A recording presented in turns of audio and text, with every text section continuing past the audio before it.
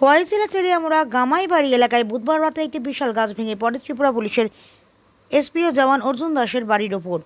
এতে বসত ঘরের একাংশ মারাত্মকভাবে ক্ষতিগ্রস্ত হয়। পরিবারের পক্ষ থেকে দ্রুত মহকুমা প্রশাসনের দুর্যোগ মোকাবিলা বিভাগকে খবর দেওয়া হলেও সময় মতো উদ্ধারকারী দল পৌঁছায়নি বলে অভিযোগ। প্রথমে কোনো সরঞ্জাম ছাড়াই একজন স্বেচ্ছাসেবক ঘটনাস্থলে পৌঁছন। পরে প্রায় 2 ঘন্টা পর কয়েকজন স্বেচ্ছাসেবক মোটরসাইকেলে সরঞ্জাম নিয়ে আসেন। দুর্যোগ মোকাবিলা দলের জন্য স্থায়ী যানবাহনের অভাব থাকায় উদ্ধার কাজে বিলম্ব হয়েছে বলে জানা গিয়েছে। ঘটনার জেরে প্রশাসনের প্রস্তুতি ও দুর্যোগ মোকাবিলা ব্যবস্থার কার্যকারিতা নিয়ে প্রশ্ন তুলেছেন এলাকাবাসী। তাদের দাবি মহড়ার পরিবর্তে বাস্তব পরিস্থিতি দ্রুত ও কার্যকর পদক্ষেপ নিশ্চিত করা হোক, যাতে বিপদের সময় সাধারণ মানুষ দ্রুত সহায়তা পায়। তেলিয়ামুড়া প্রতিনিধি রিপোর্ট, প্রতিদিন ত্রিপুরা।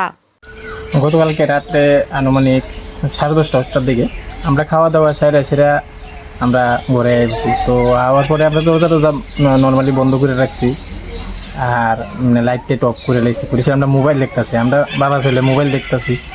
আর আমার ওয়াইফ এখানে শুয়ে রয়েছে, যে গরম লাগতেছে আমি একটু শুয়ে থাকি পর দিয়েছে, মানে তাই শুয়ে রয়েছে এখানে।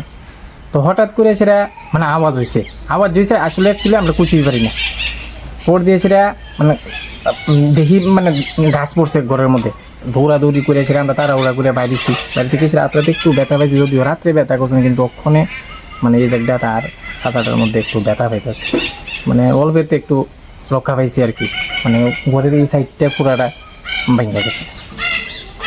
পরে ডিপার্টমেন্টের লোক তো আইসে না, যে এসডিএম এর যে ডিজাস্টার ম্যানেজমেন্ট আছে ওই ছেলেগুলো আইসে, সেটা রাত্রে তারা এই ব্লকটি মানে ঘরের উপরের যে টুমড়ি আছে এইটি একটা সরাই দিয়েছে।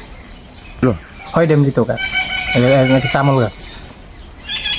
ক্ষয়ক্ষতির পরিমাণ প্রায় লক্ষাধিক টাকা হইব। তোমার নাম? আমার নাম অর্জুন দাস।